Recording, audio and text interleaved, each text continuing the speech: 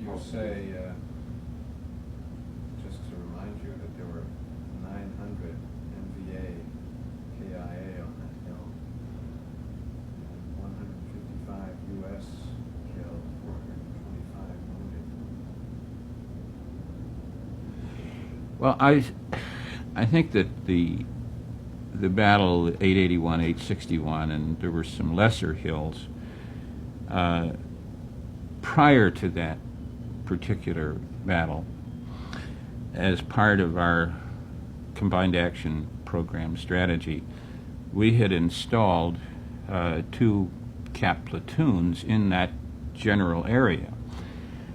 Now, these platoons had several missions. One was to provide security to the people that were there, the indigenous personnel that were around, also to provide some intelligence if it could be acquired. Now, that doesn't mean that the Marines themselves were going out and playing long-range patrol kind of games, though they did local patrolling.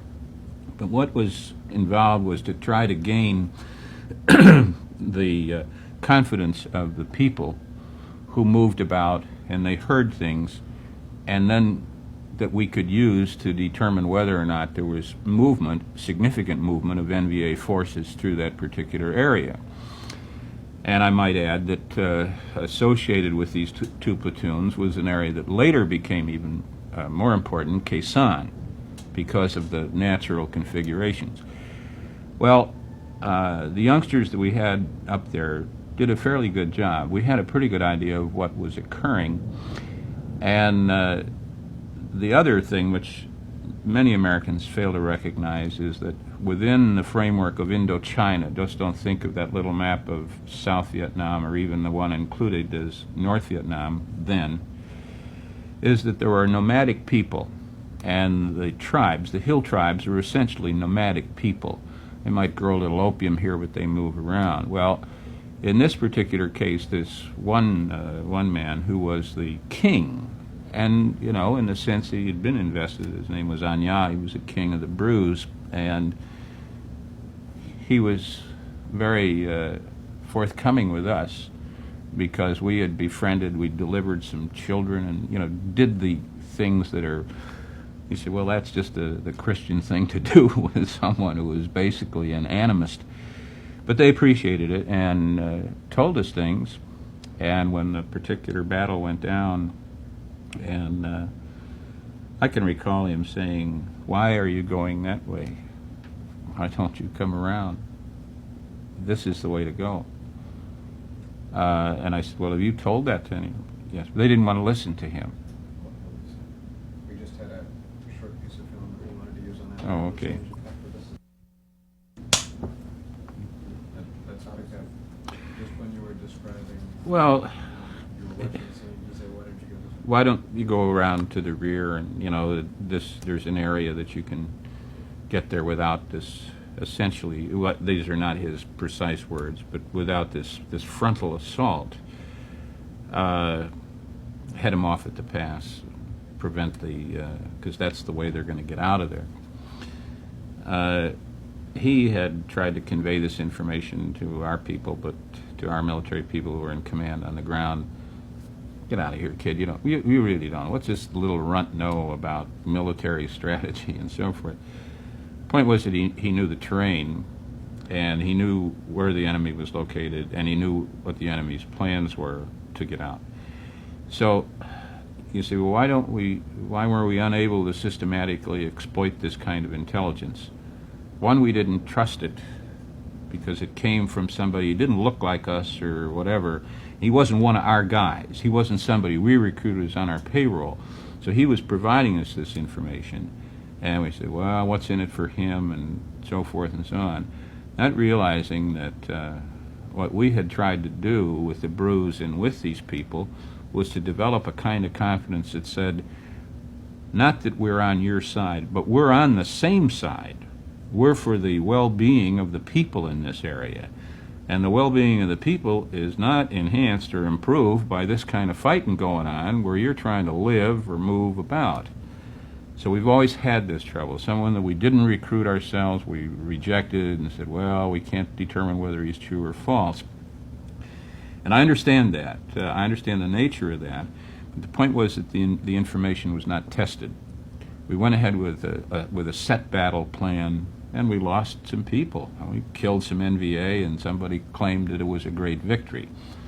I think that that's a arguable point, because the hills are still there, and those American Marines are dead, and you have to say to what end and to what purpose. You can say, well, military necessity, military expediency.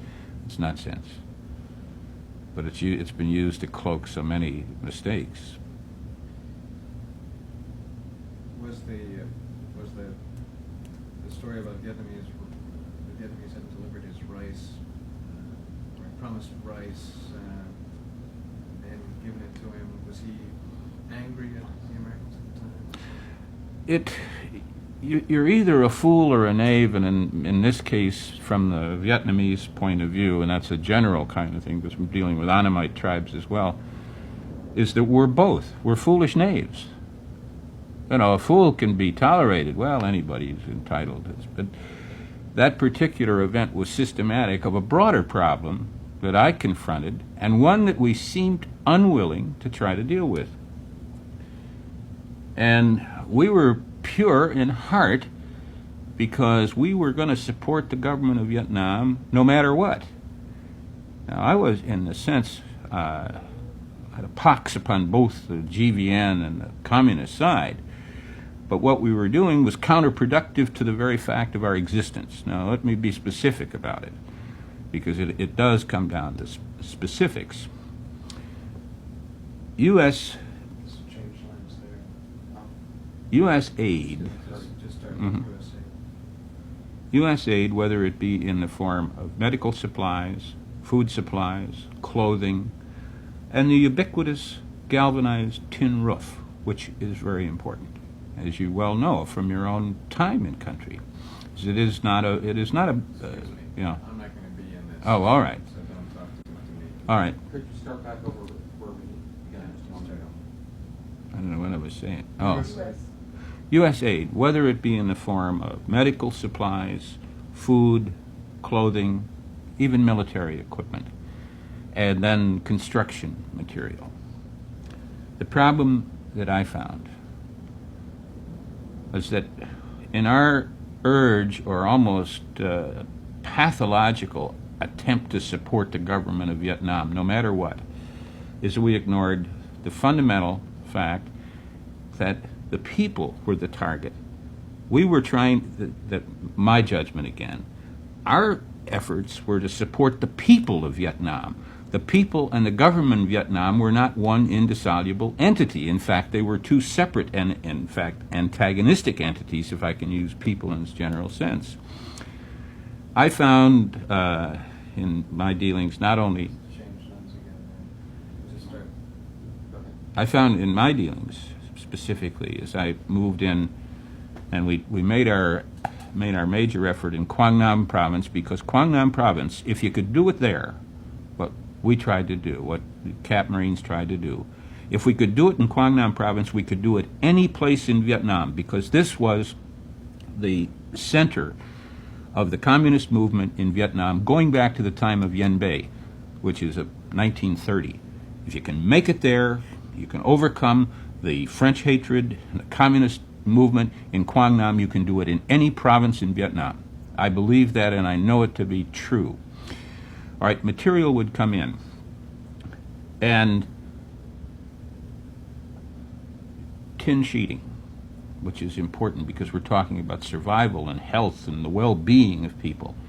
Then tin sheeting would come in. This was bought for with U.S. tax dollars and brought to Vietnam at considerable expense. It would be turned over to GVN authorities, and when I say GVN authorities, we're talking about a military government.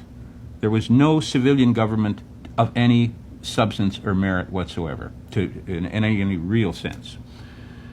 Then what would happen is that you would see there were two ways that the GVN would dispose of it. depending upon the level. It would either go directly into the black market, where it could be purchased on the open black market, and people who were scraping trying to get by had to go in and buy it there. It was available for a price if you wanted the ultimate capitalist. Or the functionary, the district chief, he would sell it directly. And we'd see this. Well, okay. Bill, excuse me, would you generalize about the military supplies? Would you say supplies intended for people? And then Yeah, well, you're using tin roof as an example. Okay. But let's make it more Okay. general. In the total spread, the food, the medical supplies, the tin roof, and so forth, this was going either into a black market or it was being sold to the people to whom it was supposed to be given freely by our government in an attempt to aid those people in their time of travail. I saw this. I knew it was wrong. At the same time, when I talked to the village elders, the Vietnamese people, and they would say, "Why do you permit this? Colonel, why do you permit this?" I had no really good answer to tell them why I permitted it. Well, it was policy. Well, if it's policy, it must be right. So then I saw if we were to succeed in pacification, and however you... Let's change there and start again. If we were to succeed winning hearts and minds, pacifying the people, we could not be identified with a scam, graft, and corruption. There is no way that you can lie down with pigs and not come up smelling like garbage. So what we did was we said, okay, we will short-circuit that.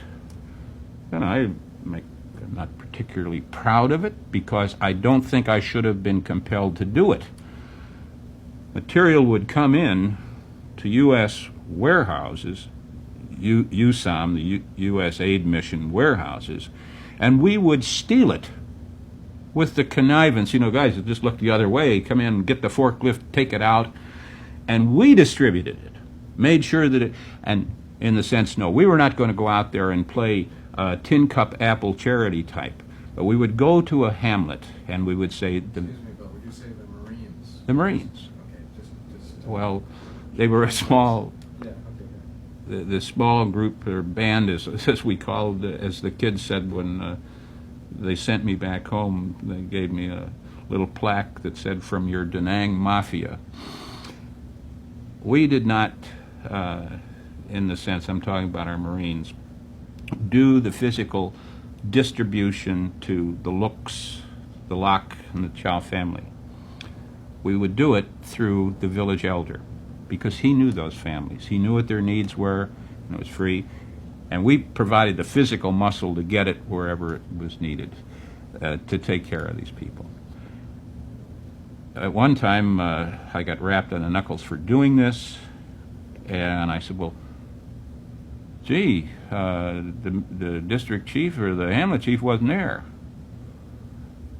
And this was a bit of deceit on my part, because at night, the GVN presence in these areas was like the evanescent clouds over San Clemente. They flitted back to the cities. So what we would do would carry out this distribution after the district chief and the village chief had departed. We'd say, well, in around, Babak Singh, come, and we have tin for you. And we were able... I'd like Yeah. you just to make clear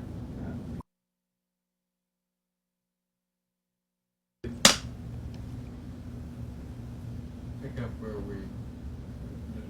involves just repeating a bit, but just to make absolutely clear that people follow you about what the process is.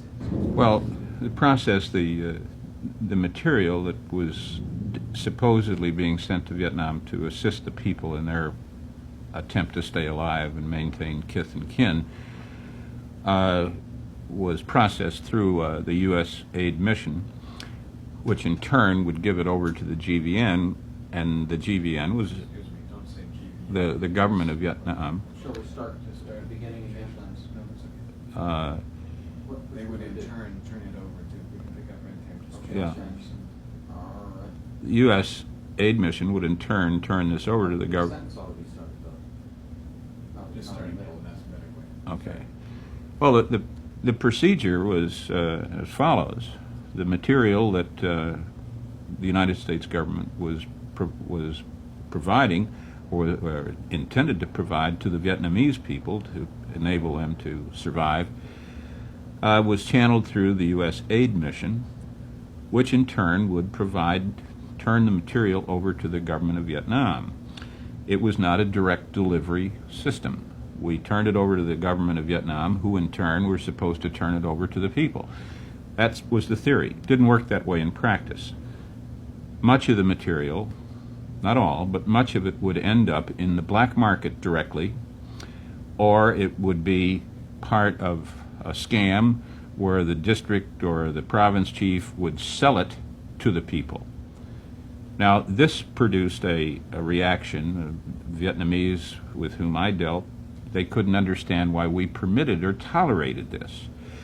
And it is a little bit difficult. In fact, it's impossible to say to someone who goes into a pharmacy, and say in the city of Da Nang, and you'll see penicillin for sale, a gift of the American people, on sale to whoever wants to come in and buy it. That, I don't believe, was the intention of our government. The hands, the clasp hands approach, the rice, the same thing, was all available. So because my Marines, the Cap Marines, were at risk because they were with the people, and this was a source of enmity. This is no different than the rapacity of the French, and we were condoning it. We weren't really doing anything other thing to say, hey, really, it ought to get to the folk. But that's about as far as our attempts to change this method of behavior went, because we could not intrude on the host government's sensitivity. Nonsense. So what we did, my kids who, as they call themselves, the Da Nang Mafia, we liberated, stole, whatever you want to say, the material from the warehouse before it got into this crooked system. Then we would deliver it to the village. And we used to do this in the dusk or at night when we knew that the district chief or the village chief, the military man, was gone to the safety of the city. We would come to the elder, the Lao Bai Sing, and I know that the aspect of charity in the Orient is a very, very tricky concept. This was, and in order to eliminate that kind of aspect of put a penny in the old boy's cup or giving to the beggar, we would go to Lao Bai Sing, the village elder, and say, you know the needs of your people. We bring it to you. It is for you to distribute. And then we would provide some additional muscle or whatever to do it. Now you could say, that's not very important. Well, during the period of the monsoon, and it rains 40 days and 40 nights and rarely gets above 40 degrees, it's rather important, if you care about the hearts and minds of people, if you can keep them dry. And they need something over their head. In the same way we dealt with the packing, the unpacking elements of the supply effort. It's hard for any American to grasp the volume of things that came into the country. And we were on runs to pick up cardboard and old wood, because you know what would happen to it? It would be burned, and it would provide the means of these people, who was my responsibility, and the responsibility of my Marines for their security and their well-being, was the difference between having cold, clammy, and maybe having a fairly warm and dry place in which to live. Would you tell this story about the peasant farmer and his three sons? Well, in microcosm, and I can't recall the name of the father, that family is the microcosm of the tragedy of Vietnam. Sons are an important part of the Vietnamese life because they carry on and they're the workers. And one son was motivated to go the route of the VC, did so. The second son, if I recall, was drafted, and it's hard for Americans to recognize what drafting meant in Vietnam. During World War II, he said we're in for the duration plus 6 months. In Vietnam, the duration looked to be an infinite period of time, so that quite literally an individual was drafted for life. That's why there was so much desertion, and that was why so much attempted draft evasion, because it was a sentence of death. And he came to me about the third son, because then this would be the last that would go. I'm not sure that I provided him with any great wisdom. Which side do you pick? Or whether he should aid his son, and there wasn't any Canada really to go to, but how to avoid it. Mention that the draft law provided for exemption for the last surviving son. Yes, but you see, though the draft law did provide for the last surviving son, the farmer, in order to receive what was the due, was expected to pay the kumshaw to the district chief, who was the final authority. That was the law, and it was quite a dilemma. Should I pay? Can I pay? Explain what kumshaw is. Well, Let's repeat it. kumshaw it's old pidgin. It goes back to the days of the China trade, when the bumboats would come alongside and they were saying in pidgin Chinese, "Come ashore." That became kumshaw, and it cost you something to do it. Within the framework of its generic usage in the Orient, it means the payment of a bribe, a grease, whatever you want to call it. And so in order to receive what he needed from which had been structured into the law, the only way that he could get particular farmer, or he could get relief at law, was to pay this bribe, squeeze, kumshaw to the district chief. And he came to me with, what do I do? And I'm not sure that my wisdom was sufficient to the task. I really don't know. What you're saying in the book, let's just stop saying. Cut. That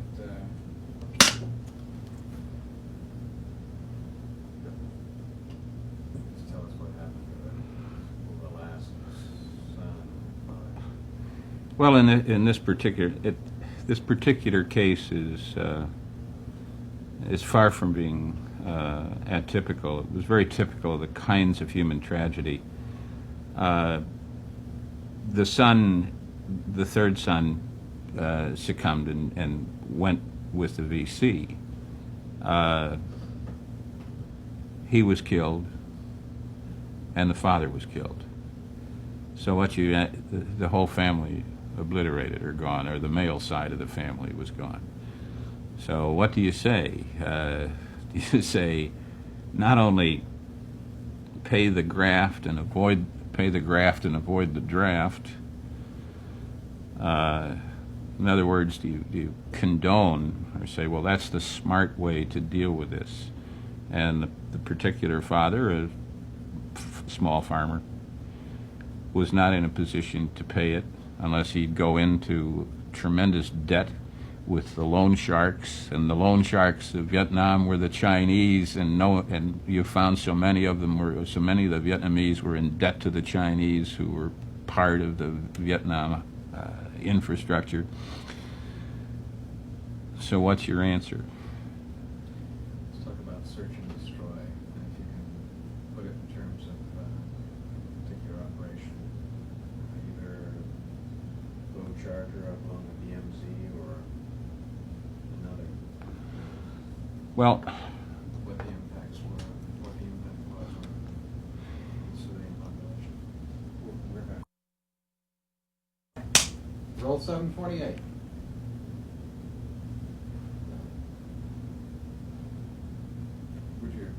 start about search and destroy, and perhaps you could just put it in terms of what the problem was and how that was designed to meet the problem, just in military terms, and then what the implications of that were, of what it was. Probably the aspect of search and destroy as part of the American tactic in Vietnam is the most controversial element. It's one that, in my own writing, I tried to point out its essential fallacies and the fallacies as they applied in Vietnam. And this controversy has waxed and waned, and it recently slopped over again relative to the CBS documentary that dealt with deception by the numbers, which was part of this particular problem. But search and destroy began as a consequence of instructions that President Johnson gave to his senior commanders in the fall of 1966. This was after the successful Battle of Hastings, which took place along the DMZ, which is the first time in division strength that we met the North Vietnamese, and we fought them down. And Marines that were engaged in that particular battle had great respect for them, because as light infantry, the North Vietnamese were a superb fighting force, were and probably still are. They handled their supporting arms, their light supporting arms. They didn't have aviation, and didn't have heavy artillery support, but they were a very competent force. And we whipped them, literally whipped them in the sense that took whole divisions out of their order of battle. Prior to that time, in 1964, North Vietnamese units were infiltrating in battalion size. This was the first attempt to come across the DMZ area in division strength. All right. Mr. Johnson said, and he used, and this is not an apocryphal story, I mean, based upon the official transcripts, and he said that he wanted to put a coonskin on the wall. And it's a phrase that's been quoted extensively and widely. Importance of understanding what that meant, when you translated that into military reality, was that now you were going to pursue the enemy at the margin. You'd taken the trumps, now you have to go get the other tricks, and it takes you more to get less, because you're going at the margin. So the adoption of the technology, the ubiquitous influx of more and more helicopters to make this all happen. Well, one of the things that in which that search and destroy was flawed was the fact that the enemy still possessed the capability to decline combat. Now, the point was that in the searching, 3 out of 4 times the searching produced nothing, because in those 3 or 4 times, Okay, can we stop for a moment? Yeah. Cut, please. Just a moment. Hey, 3 out of 4 produced nothing. 3 out of 4, no contact resulted. And the reason for this is that intelligence that we acquired relative to the presence of the enemy at a particular point, we could not respond in a real time frame. We couldn't get there quickly enough from the time that we knew they were there, even with the ubiquitous helicopter to get you there. The greatest major example of what this means in terms of the capacity to take intelligence information and respond to it, issue the orders, saddle up, and get going, is in the invasion of Cambodia, when we were going to go in, as Mr. Nixon said, to eliminate the Cosvin. Here was this big headquarters, and we got there, and wonder of wonders, no one was there.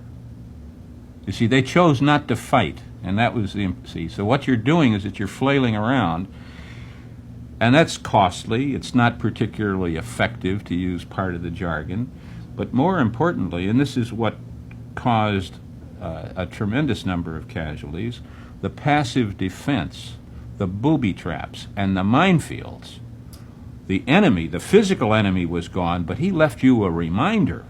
And that's where the kids fell on punji stakes, minefields were detonated, or one or two guys might be left to hit the radioactivated mine.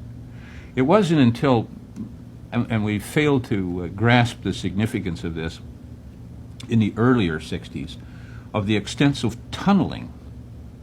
You didn't know what was going on. No idea.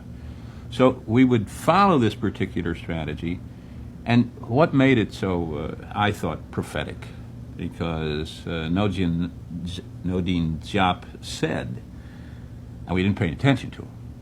He said this in 1965 when the first Americans had come, first American troops were there.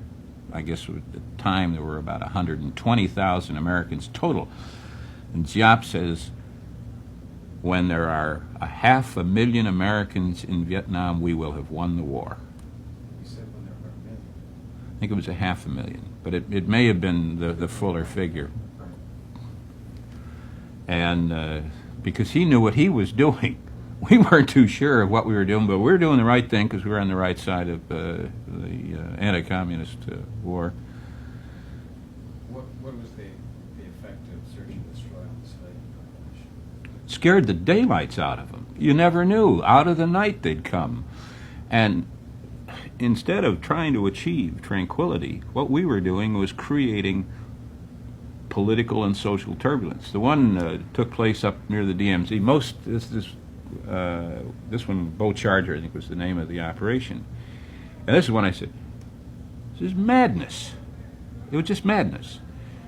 Because it did not take account of the socio-reality of Vietnam. The Vietnamese are, other than the tribe people, who are nomadic. They roam all over the place. You know, they're all over, from heck to here and breakfast and back. But the basic Vietnamese, the basic Annamite, or Annam, he's born, he's raised, and throughout his lifetime, he's lucky if he ever moved more than 6 miles. Traveled more than 6 miles from the point of his birth. This occurs with 80% of the population in Vietnam. So here, and our hearts were in the right place. We wanted to get these folks out of the way of this. Change lines and start. We wanted to get these folks out of the way.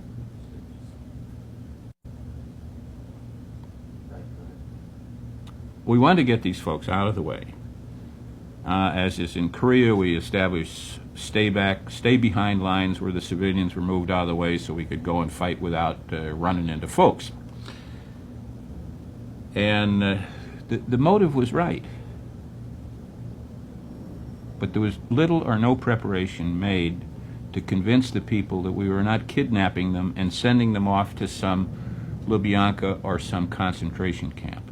The fear and a reaction on the part of those people when they're put in trucks and they're going from their ancestral home where all the bones are buried, and I mean not bones of ideas, but their ancestors, and they're leaving that, and you recognize the nature of ancestor worship in the country, you're creating trauma. For what purpose? We're going to go kill somebody? We're going to go kill some North Vietnamese?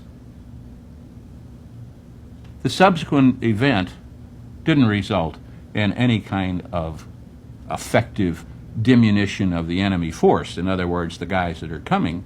But what it did was it traumatized an entire element of the Vietnamese population. So you can give it all kinds of military necessity justification, and I heard it, and I was part of it. I said, my God, these people will never believe us again, because we are literally ripping them away from where they lived. And, well, they'll get over it. Corson, you're worrying about things that don't. I said, I've got Marines that are trying to live among these people, and we're smart enough to do something dumb like this. They don't understand it. And frankly, Colonel/General, whatever, I don't understand it either, because you aren't going to find anybody. You're not going to make a contact. You think that they're going to go head to head, that there is some kind of chivalry on the part of the North Vietnamese Army or the VC? These are very practical warriors. They're not going to play OK Corral or Gary Cooper at high noon. Oh, if they'll only stand up and fight, we'll take care of them. Why should they? Because they're going to whip you by doing it their way. And boy, did they ever.